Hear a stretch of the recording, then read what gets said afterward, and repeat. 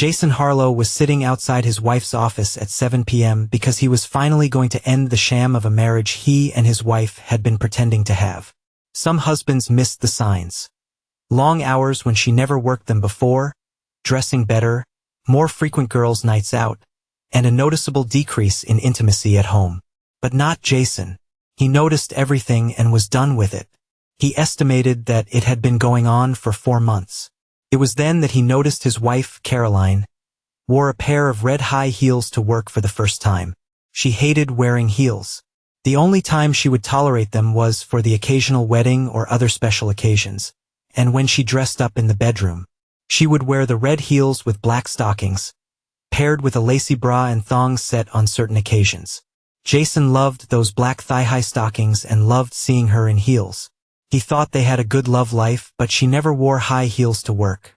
When he asked her about it, "What's with the heels, babe? Something special today?"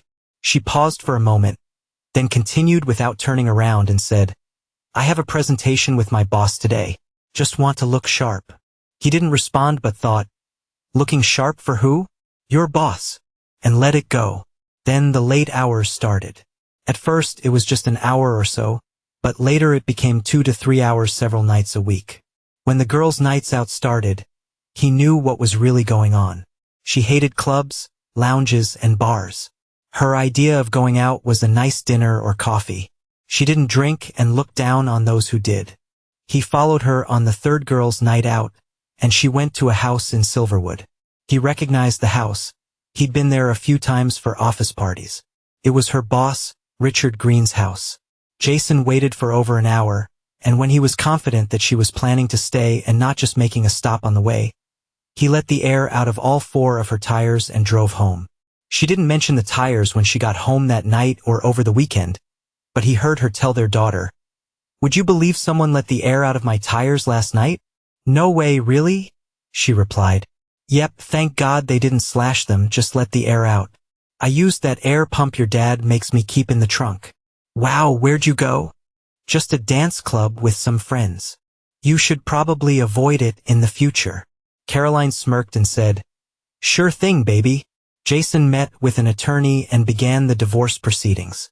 That was why he was sitting outside her office. She was going to be served that evening. He lamented over the 15 years of marriage, but overall they had been good years. They produced his 14-year-old daughter, Ava, who was the apple of his eye and a daddy's girl. He met Caroline when he needed a lawyer for a contract issue with his former employer. Back then, she was a paralegal aspiring to be an attorney. He thought she was stunning and asked her out. They dated happily for 2 years before he proposed, and he thought they were happy throughout their marriage, right up until she started working for Richard Green. He worked as a sales manager and sometimes had long hours, but they spent as much time together as possible as a family. They went on weekend trips as Ava's schedule allowed. She always had one sport going on or some other activity keeping her busy. Occasionally, Jason and Caroline would go to the Hamptons or Cape Cod for a weekend without Ava when she was old enough to stay home. The shock of Caroline's betrayal cut him deeply. She had been increasingly distant with him, but he had never suspected she was cheating until he noticed the heels. It all went downhill from there. Her attitude got worse and progressively more hostile. He recalled the conversation on the night he followed her. "Honey, why don't we go out to dinner and catch a movie tonight? I've got a rare Friday off and I want to spend some time with you," he said. "You know I go out with the girls now on Fridays. They rely on me to be their designated driver. Let them Uber for one night. With the extra hours you've been working and these nights out, I hardly see you anymore. Well, if you had a real job, one that didn't have you working all hours of the evening and sometimes overnight, you might see me more. You don't, though, and I've had to put up with it for almost 15 years. Suck it up. I'll see you later." She didn't even say goodbye when she walked out the door. He was stunned. He followed her into the garage and watched her pull out. He grabbed his keys and hurried out after her. There was only one way out of their subdivision, and it was quite a maze of streets to get to the main road from their house. He caught up to her as she turned onto Oak Street and followed her to Richard's house. He avoided her for the rest of the weekend and resolved to find a lawyer on Monday. He didn't want to go scorched earth, He just wanted a fair split and an amicable end to the marriage. Through her words and actions, he felt she didn't want him anymore. So why hold on to a relationship that was clearly over? She could have her boss without a fight from him, he thought. He told his daughter about it that Monday. She's cheating on me, sweetheart. You may not have noticed a difference over the last few months, but I have. She's checked out of the marriage and is with her boss. No way, Daddy. I don't believe it. I followed her to his house. She said she was going out with friends. She didn't. She went to his house. But her tires were messed with at the club. No, sweetie, I did it. And I did it at his house when I saw that she wasn't going to a club. I just can't believe it, Daddy. Me either, but it's true. His daughter was sitting next to him, waiting for the inevitable confrontation to start. Are you really sure, Daddy? There's no chance. Ava asked. No, sweetheart, it's over. She broke my trust and my heart. I can't accept that kind of betrayal. What if she felt like she had a reason to do it? Sweetheart, there is no reason to justify a long-term affair. If she got drunk and it was a one-time thing, maybe. If she were assaulted, of course, that would be different. No, she chose this path. She betrayed my trust. Trust is the most important thing you can have with someone. You can't ever love someone you can't trust. I could never love someone who betrayed me like that. Our marriage is over. Ava looked out the window and saw two men approaching the car. What an idiot, Caroline Harlow said, looking out the window of her law office as Richard kissed her passionately. Glad for the one-way glass. I can't believe. Ugh, he thought he was going to get me first. Harder, baby. I want it all at the same time it's going down. Richard kissed her with intensity, purely physical in every way. It took him 6 months to reel Caroline in, and he was grooming her to replace his wife, who had just gotten the final divorce decree ending their 14-year marriage. He got tired of his ex-wife's nagging about everything. He was tired of her weight gain. He was tired of her lack of interest in intimacy.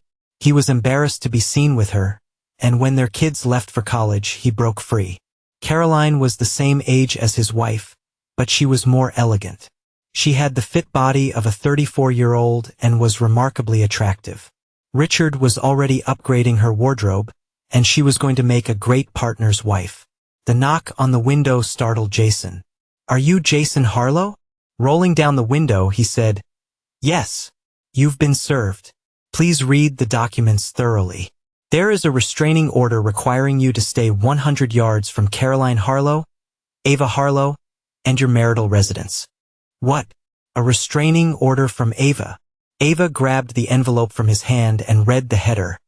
For the dissolution of marriage. She found the restraining order and handed it to him. What the hell? He shouted. Oh my God, no, Ava said. Daddy, I swear I didn't know. What are you talking about? She handed him the other papers. In the documentation, it outlined several accusations. Spousal abuse, child abuse, sexual misconduct. Ava, why? Daddy, I swear I had nothing to do with that. It's a lie or a mistake.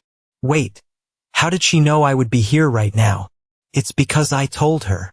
His daughter's words broke his heart. When you told me she was cheating on you, I confronted her. She told me that she only did it because she had an investigator's report saying you were cheating on her. You can't be serious.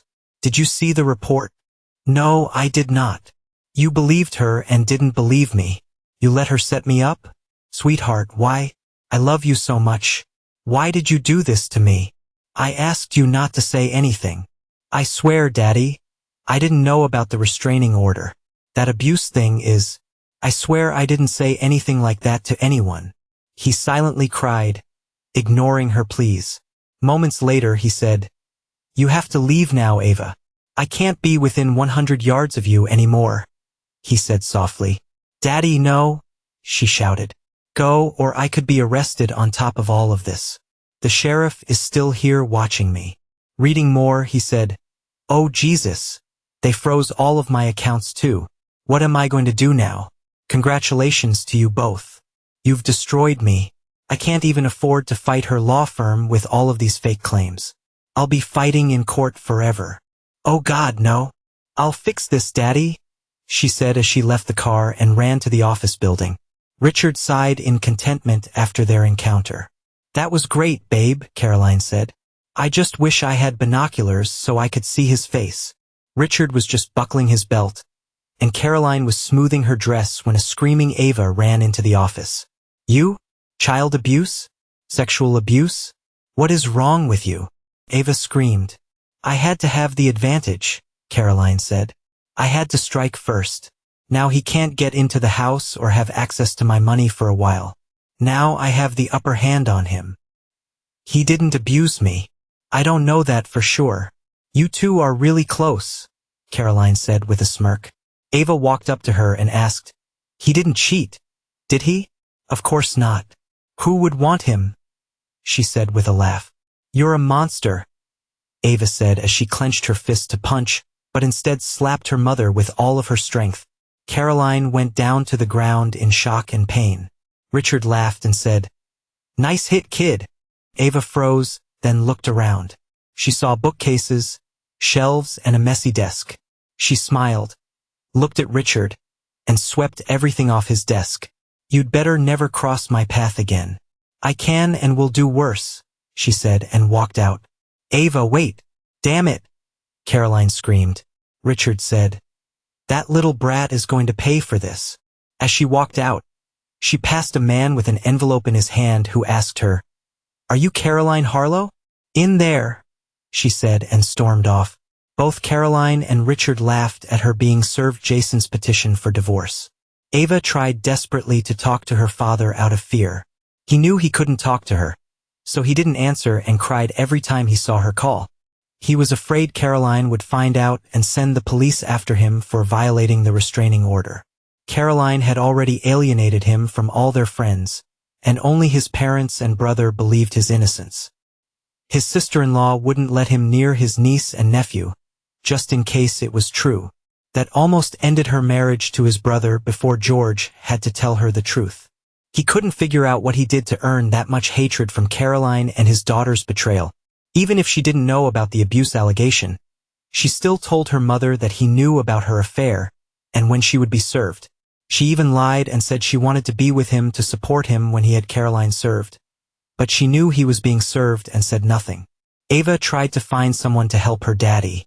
She found her mother's copy of the divorce papers and saw that the attorney worked at her mom's office. So going to him was out. She called Grandpa George. George was Jason's father, and she hoped he could help. What do you want, young lady? He said. Grandpa, we have to help Daddy. I don't know who to go to get him help. He isn't taking my calls. I can't believe what you did to your dad, Ava. What were you thinking by helping your mother? Grandpa, it's all lies. I didn't do anything. It's all my mom and her lawyer boyfriend. Watch your mouth, girl.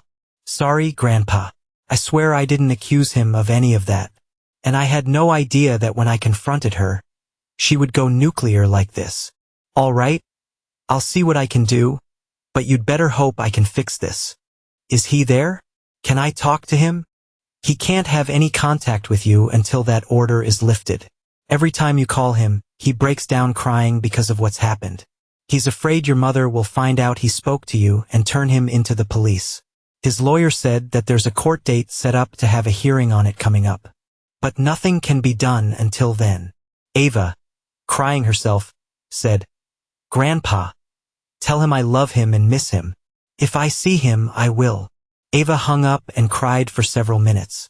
When she was finally composed, she went into her mother's room and started taking her lingerie from the drawers and her newest clothes from the closet and threw them down the stairs. She picked up the big pile, carried it out the front door, and threw it into the middle of the lawn. She laughed when she saw that some of the outfits were so new they had their tags still on them. Screw you, Mother, she said out loud and went to the shed to get the lighter fluid. She doused the clothes with the entire can and used the aim and flame to light it. She noticed that the time was close to when her mother would be home. Ava smiled as she got an idea. As she pulled into the driveway, Caroline saw Ava sitting on a lawn chair in the front yard, roasting a marshmallow over a pile of her burning clothes. She screamed and ran out of the car, yelling at Ava, What the hell are you doing? Have you lost your mind? No, Mother, I'm perfectly sane. I've decided to make you pay for my daddy not being able to talk to me. Every day that goes by until I speak to him, I'm going to destroy more of your stuff. You'd better drop that abuse claim as fast as possible, or more of your things will go up in flames. Ava, there's a court date on Monday. It will not be renewed. It was only for a short time. Don't care, mother. Until I talk to him, your stuff goes up in smoke. Caroline screamed as she went into the house. She called Jason, but of course he didn't answer, and he deleted the message without listening to it. Moments later, a fire truck and a police car pulled up. One of the neighbors reported the fire. The policeman and one of the firemen walked up to Ava. "What's all this about, young lady?" the officer asked. "My mom wanted to get rid of some clothes that she grew out of. She told me to do a bonfire with them," Ava said. "You can't have a bonfire in the front yard. Is she home?" he asked. "Yes, sir. I'll put it out with the hose if you want." The fireman spoke up and asked, "Did you use anything to light it, or did you just light the clothes?" "A whole can of charcoal lighter fluid," she said. "No water. We'll use some sand to put it out," the fireman said. While the fireman dealt with the fire, the police officer rang the doorbell. Caroline opened the door, ready to lash out, but realized it was the police. "Great. Well, put the fire out." "It's no big deal, officer," Caroline said before he could speak. "Firemen are doing that now, ma'am. You know it's against city ordinance to have an uncontrolled bonfire in your front yard." "No, I didn't know," she said through gritted teeth. "Here's your ticket. It's just a fine, no court appearance required. Next time, ma'am, just give them to Goodwill or St. Vincent, Delaware, Paul. Less fortunate folks could use that stuff." She screamed and closed the door. Caroline's lawyer appeared before the judge at the hearing for the restraining order the next Monday. He didn't fight the appeal of it, knowing it was falsely obtained. It served its purpose, bought time, and ruined Jason's reputation. Jason's lawyer made a motion to file a perjury charge against Caroline. The judge said without definitive proof that the order was filed under false pretenses, there'd be no perjury. You can open that can of worms in your countersuit in the divorce case, but you know it's grasping at straws. The fact that the restraining order was dropped provided little solace to Jason, who was in a horrible state of depression. His life was falling apart because he couldn't handle the false accusations, frozen assets, cheating wife, and what he felt was the worst part of it all, his daughter's betrayal. He was barely getting by mentally. He took time off work, drank too much, and was miserable to be around. He went to his house during the day when he knew Caroline and his daughter wouldn't be there. He found that she changed the locks, but he tried his garage door opener and it worked. Inside the garage, he found all of his belongings. There were several boxes and his clothes were in trash bags. He noticed that she left him the wedding album and all of the pictures of the happy family that used to be spread around the house. He took those out, piled them in front of the door connected to the house, and urinated on them. He kept in contact with his parents and his brother, but relationships were being strained due to his problems. His parents begged him to see a psychiatrist, but he refused. He felt he didn't need a counselor to tell him that his life was falling apart and there was nothing he could do about it. Caroline's law firm fought a relentless battle with no mercy. She even told his employer about the restraining order and the accusations of abuse, and Jason was fired for cause. His contract had a morals clause. If he were in a better state of mind, he would have known that he could fight it and likely win, but he was just going through the motions at that point. No one knew where Jason was living. His only contact with his family was by phone, a court appearance related to the divorce, and he refused to speak to anyone except his attorney and the judge. Ava tried to speak to him on those occasions and cried every time he walked past her without looking at her. She thought that he looked like a dead man walking. Caroline was pleased with how everything was progressing. She had started resenting Jason months before, as Richard had turned her against him and had built up over the course of his seduction an almost hatred in her for Jason. After months of legal wrangling, the divorce was declared final. Jason got his share of his assets back. His attorney was able to force the sale of the house and he kept his truck. He couldn't find a job because the false rumors about him abusing his daughter had spread around town. No one cared that he wasn't charged with anything. He decided to move to Miami, where he found work in his field as a sales manager. He put his life's belongings into the back of his pickup truck and was saying goodbye to his parents when Ava drove up. "Daddy, I'm so sorry. None of this should have happened," she said as she ran up to hug him. He cried and did not return her hug. "You chose your mother over me with no proof. You going to her caused the first domino to fall. I had to have the element of surprise because of that law firm she worked for. I had to be able to file first so she couldn't retaliate. You can see now why. Daddy, I didn't know. I'm sorry. I'm leaving. Now that false child abuse accusation just isn't going away. Once you're accused of something like that, it's a stigma you just can't wash off. Someday your mother and her lover will pay. Goodbye, Ava. I loved you more than my own life. I did everything I could to give you a good life. I only hope you haven't grown up to be like your mother." She broke down in sobs as her grandmother hugged her. That gave him the opportunity to get in the truck and drive away. "Caroline, will you marry me?" Richard asked on the day the divorce was final. "Yes, Richard. Oh yes," she cried and jumped up to hug him, making a small scene in the restaurant. "Let's go to your place and celebrate," she said as he paid the check. She loved his big house and couldn't wait to move in and redecorate it. Getting rid of the tacky furniture and drapes his ex-wife picked out was a must, but their bedroom set was going to be the first thing to go. Richard snickered as they walked out when he saw his ex-wife having dinner with her parents. His ex-wife, Linda, was disgusted with him and his latest conquest. She spat at him as they walked by, and he didn't even care to notice. Jason walked into the truck depot and saw Sweet Lou standing at the door. "Jason, what's the matter, man? You look like someone spilled milk on your cereal. Divorce is final today." "Huh? Well, after what that witch did to you, you should be celebrating today." "It's not her, it's my kid. She took the witch's side and I just can't get over it. She calls me and emails me, but I just can't bring myself to talk with her. Maybe I should see a counselor. Maybe you should meet someone new," came a voice from behind them. "Hey, Marianne, that's not a bad idea," Lou said. Who'd want my old broken heart?" Jason said. Marianne leaned in and whispered, "Me, big guy," and flicked his earlobe with her tongue.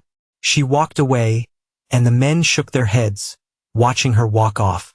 "Go for it, Jason. She's a great gal." "What the heck? Why not?" Jason answered. "That's my boy. Now let's get on the road." For their first date, Jason took Marianne to dinner and a movie. After the movie, they went to a diner for coffee and pie. "Jason, you need to keep your chin up, man. You're a good guy that got a raw deal. It'll work out in the end," she said. "Maybe, Marianne. For a long time, I couldn't figure out what I did wrong. I didn't understand why she went so hard at me during the divorce. She called me a child abuser and a molester, for crying out loud.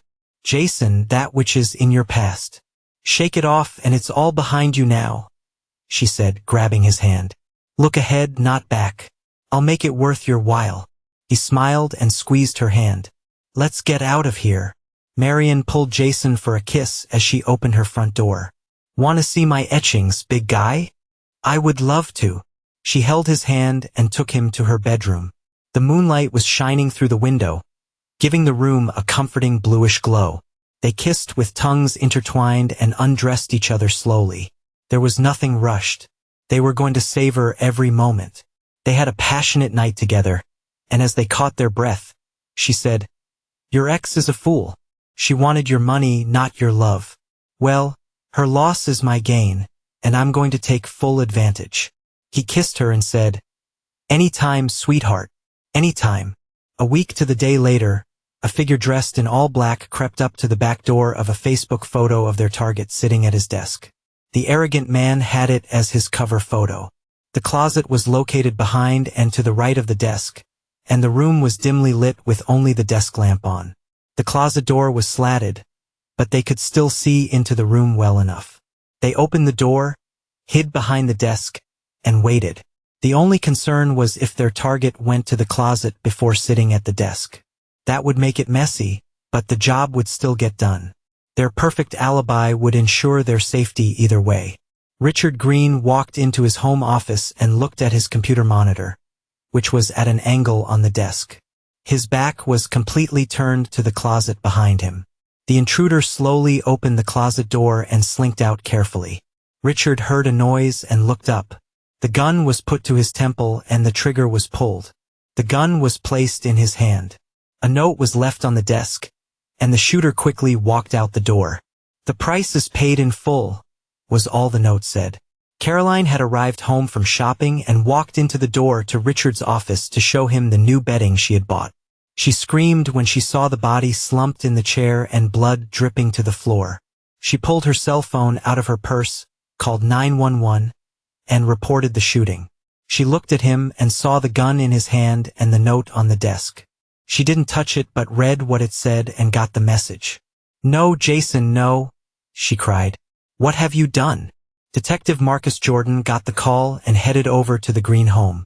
As he arrived, he saw a crying woman in the living room and the crime scene techs walking in and out of the office.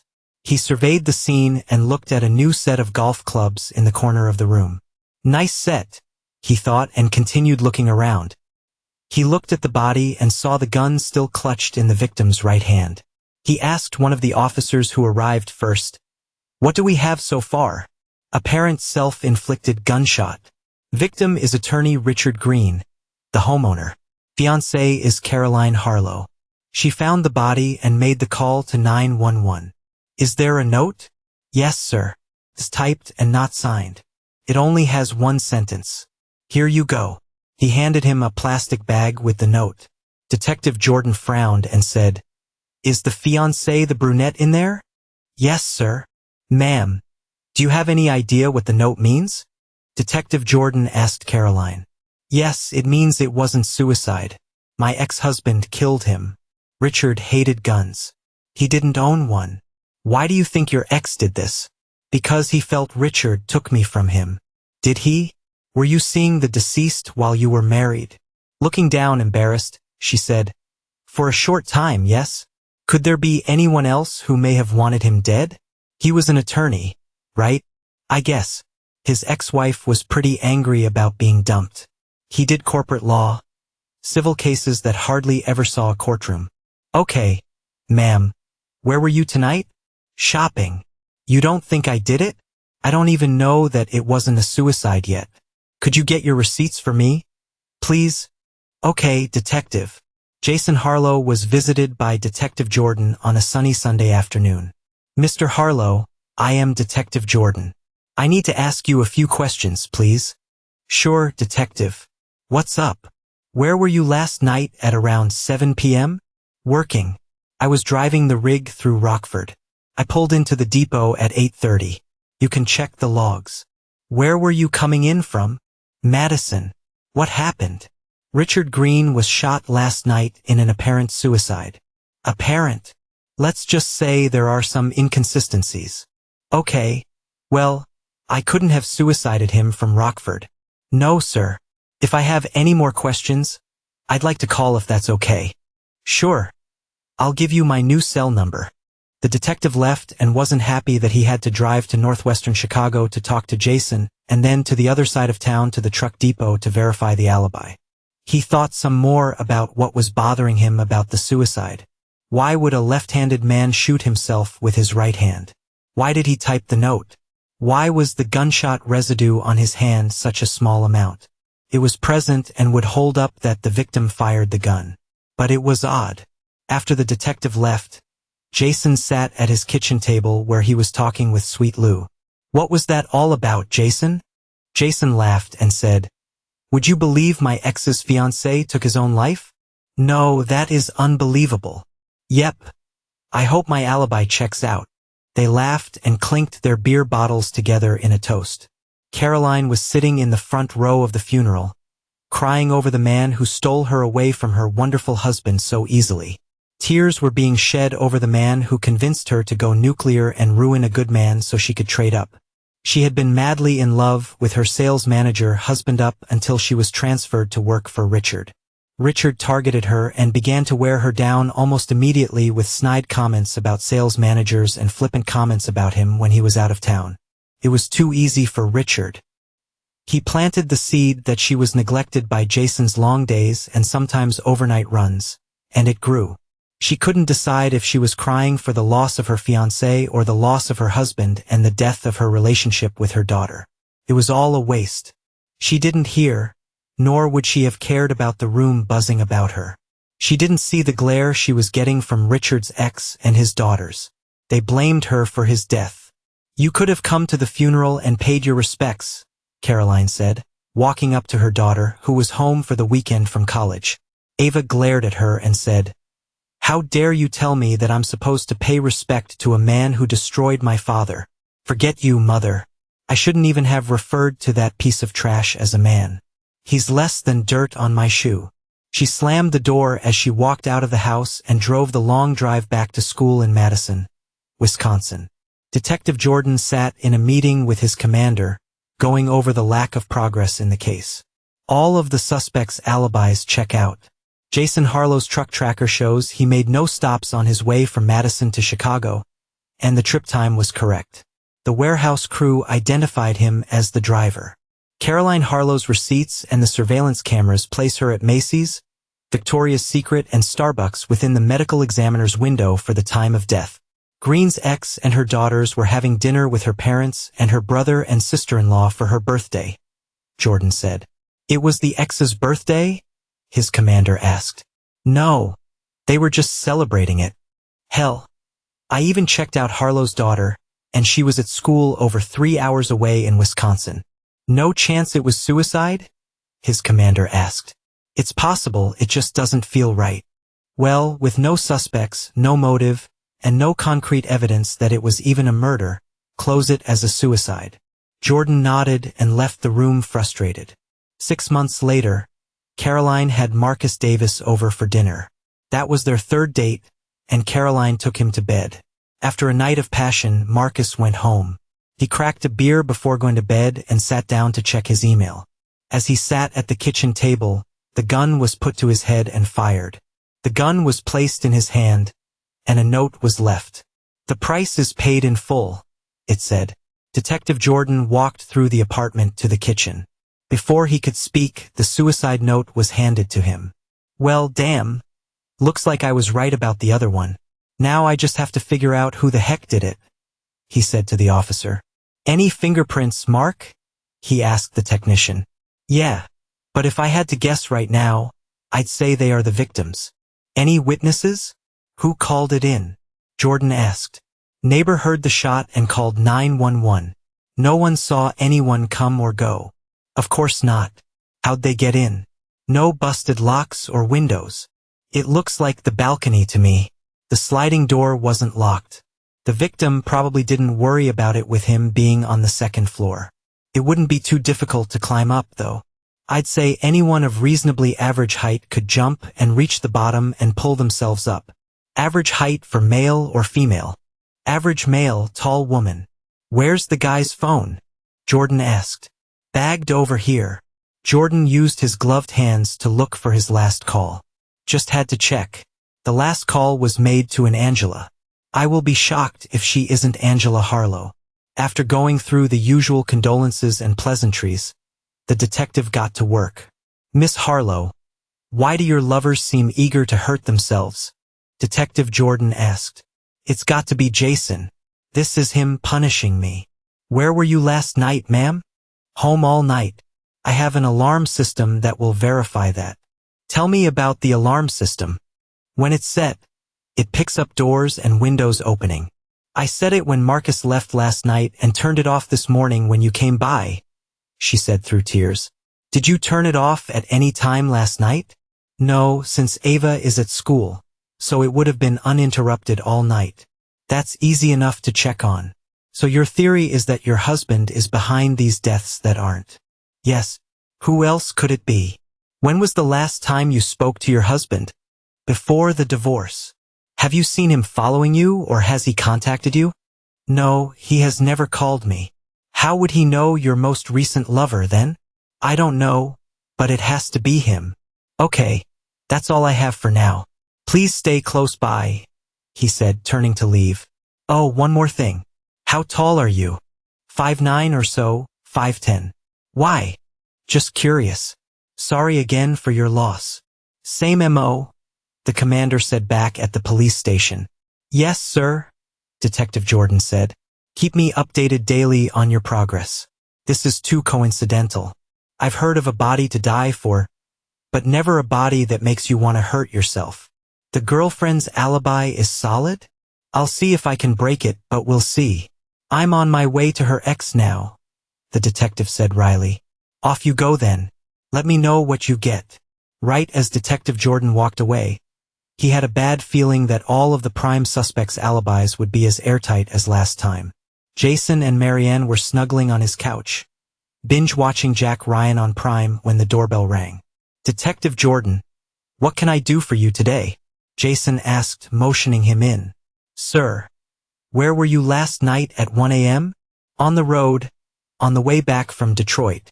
I pulled in at 2:30. What happened now? Do you know Marcus Davis? Don't think so. He was seeing your ex-wife. He seemingly shot himself last night. No. Maybe she's a black widow or something. Maybe. Thank you. If I need anything else, I'll be in touch. Jason laughed as he closed the door. What was that all about, baby? Marian asked. Looks like another of my ex-wife's boyfriends passed away. Oh my God! She gasped as she brought her hand to her mouth. Yep, thank God I have an alibi. I hope whoever is responsible keeps picking times when I'm on the road. Jason's cell phone rang. He looked and saw it was Ava, so he ignored it. Marian frowned and said, There's never going to be a chance for her. Don't see how. She misses you. She reached out to me and we've spoken. What? He shouted as he stood up. Relax, honey, she said, pulling him back down. I'm not going to interfere. It's your decision and you have to live with it. She is still your Facebook friend. She saw when I tagged you at the sushi joint I made you try last month. She stalks your Facebook just like you stalk hers. She instant messaged me just to see how you were, and to say that she was happy that you found someone you're happy with. She told me she will never stop trying to talk with you. She calls me once a week or so just to chat. She likes to hear where you've gone and where you're going. She was fascinated that I schedule your runs and have control over your schedule. She said that I can always make sure to have you home when I need you home, and that would help our relationship, unlike with your ex. She always wanted to know what cities I saw. We would talk for hours about the places, people, and things I saw on the road ever since she was little. When she was a child, I had a lot of overnight runs that got me back early. I'd make her breakfast, we'd eat, and I'd tell her about my trip. He sighed at the fond memories. Marianne, I love you, but please stay out of it. She hugged him and said, I'm not in it. I'll never push you into anything. It's all up to you. I flat out told her that I would not put you two together. He nodded, pulled her in tight, and unpaused the show. I just don't have anything that puts her at the scene, boss. There is no evidence that anyone was at either scene, actually. No forced entry, no fingerprints or footprints, and no inconsistencies in the splatter pattern. If it wasn't for the identical notes, I'd close them both as suicides, Detective Jordan told his commander. The ex's alibi is airtight? As a nuclear reactor.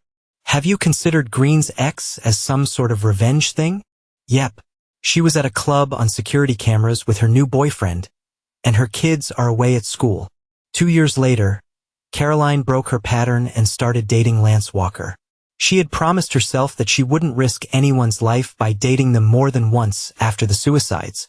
She hadn't been celibate, though she had relegated herself to one-night stands with bar pickups. An STD changed her mind on that, so she needed to take a chance and settle down. After a month of dating Lance, she got comfortable. Some would say sloppy. She stopped trying to hide the relationship and was dating him in public.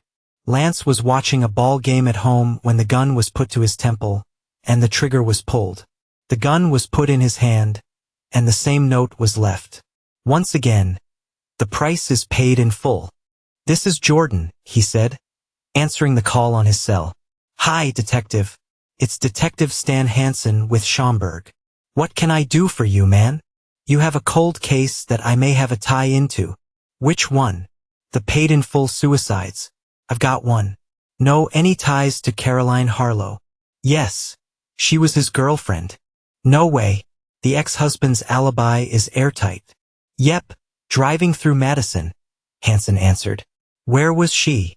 At home, alone. The security system provided an alibi for her last time, and we couldn't break it. Is it the same thing this time?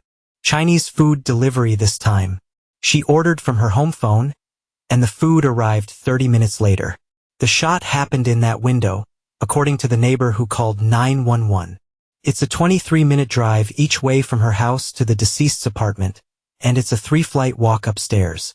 It's close, but we don't see how she could have done it in that window. Agreed. Let's get together tomorrow and compare files.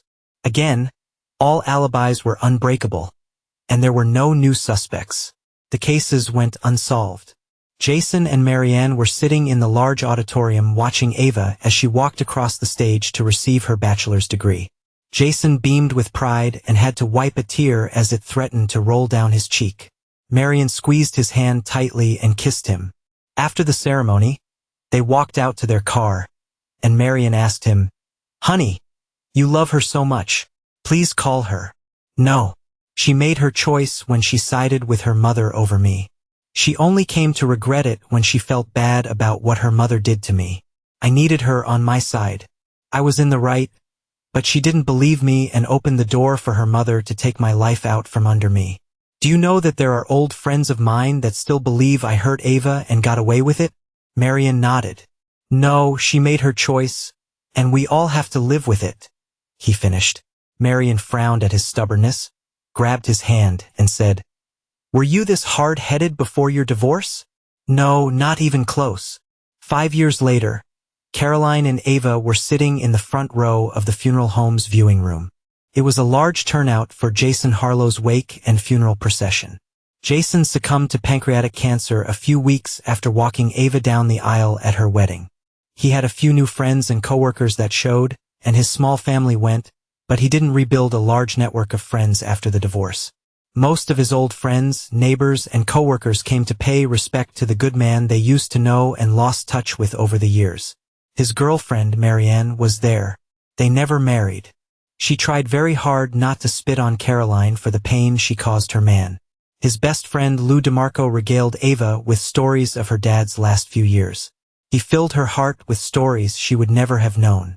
It was Marianne that finally convinced him to hear Ava out and make up with her when he was diagnosed as terminal. He'd spent years throwing away letters, deleting emails, and ignoring calls. Their reunion was perfectly timed, as he and Marianne knew they were his last months. Ava actually moved her wedding day up, costing her a fortune in fees and rush jobs, but she got her greatest wish. Her daddy gave her away. Their tearful reunion and walk down the aisle gave Jason a final peace of mind before he lost his last battle. The last words he spoke were thanking Marianne for giving him Ava back and apologizing for never marrying her. She understood and never pushed him for marriage. They were happy as they were. At the viewing, Marianne told Ava how he'd always missed her and regretted not getting in touch with her years before. Her mother asked about it, so Ava told her about some of their reconciliation. "He told me that he was at my graduations in the back, away from anyone who would recognize him." "That's true," Marianne confirmed. "I was with him. He said that he followed my career as I moved up the ranks and made detective for Streamwood. He was so proud of you. He saved the clippings from the Herald. You were the youngest ever to make detective there. He loved it when they said you had a knack for criminology, and later when the paper called you a savant of crime scenes, he almost cried," Marianne said. "He said it was because of all the Columbo and CSI you guys watched together when you were little. He hoped you'd make it to Chicago or some other big city and have bigger cases." Ava smiled for most of the wake, listening to stories of her dad's life after the divorce. She was happy to finally meet Marianne, who she had still been speaking with on occasion. His new life seemed as good for him as it could have been. "He died a happy man," she said a final prayer after the funeral. "And thank God he finally found peace." Caroline had been trying to reconnect with Ava throughout the wake and funeral. She blew it at the luncheon after the service when she made the wrong comment at the worst possible time.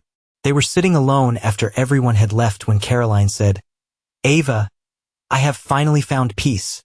"What are you talking about, Mother?" "I haven't been able to have a relationship for these last few years in fear that your father would hurt them." Ava couldn't believe her ears.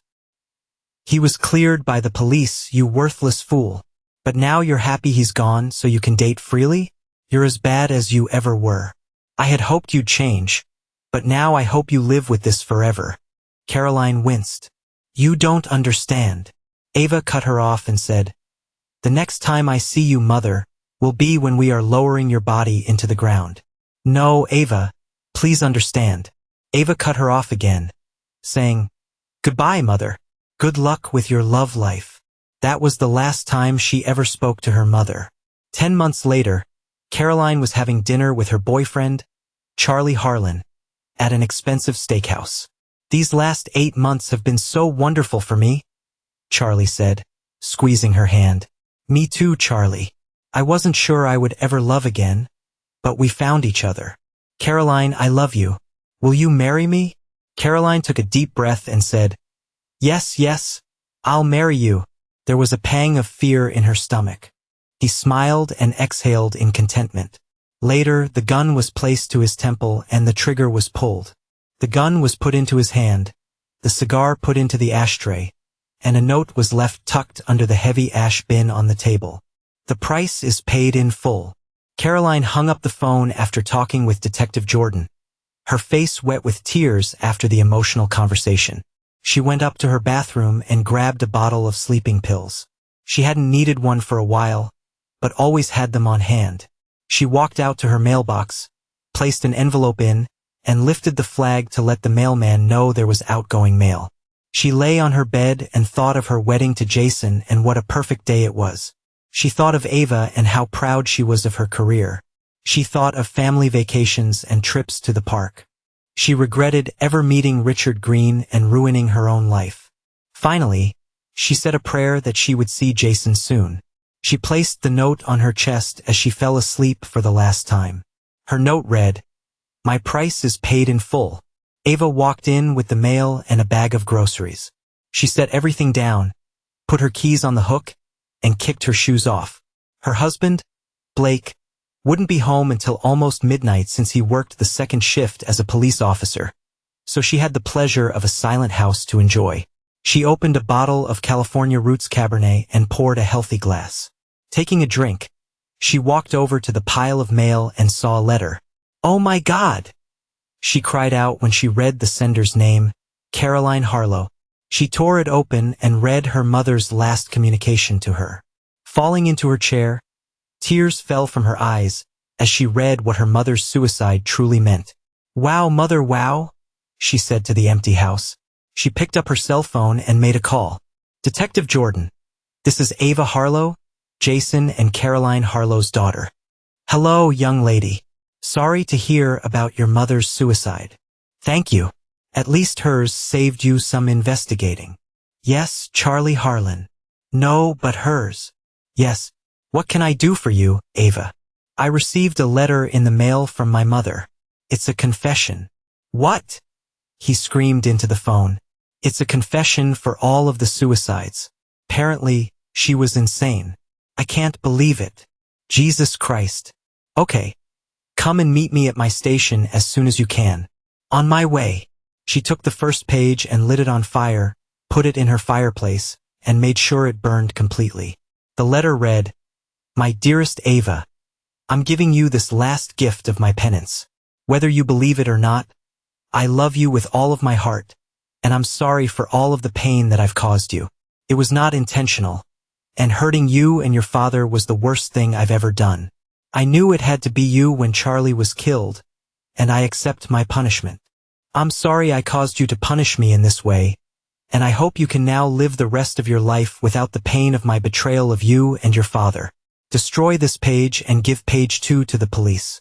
Page 2 is my confession for them. I take full responsibility and give you the gift of your freedom. It's all my fault, and I can't ever repair your lost years with your dad or the hurt I've caused. So much death, and it has to stop. Maybe this will make it up to you, and you can finally forgive me and be at peace.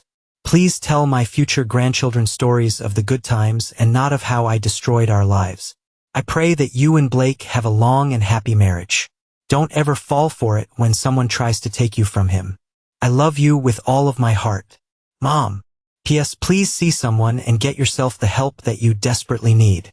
On the second page, Dearest Ava, by the time you get this, I will already be dead by my own hand. I can't take the guilt any longer. I killed all of those men, my lovers. They all had to pay the price of taking me from your father. I was always his. Maybe now I can join him again. May God forgive me. I will always love you, and I'm sorry I ruined our lives. Until Richard, we truly had a perfect family. Mom. Ava was escorted to Detective Jordan's desk and sat down after exchanging greetings. After he read the letter, he said, Jesus, Ava, I'm sorry. Yeah, I just can't believe it. She must have really lost it years ago when I stopped talking to her after what she did to my dad. I can't believe she kept dating just to kill them. God, I just don't get it. It kind of makes sense that it was her for a couple of the murders. Her alibi wasn't great. We just couldn't place her at the scene, and frankly, we didn't have a good enough case. I always felt it was your father or Green's ex-wife, but we couldn't break their alibis either. Well, I'm glad it's all over. The murders, her pain, everything. Take care, detective. You too. Ava walked out of the police station with a mile-wide smile and shook her head. She stopped as she opened her car door, looked up to the sky, and said, Thanks, Mom. I hope you do find Daddy wherever you are.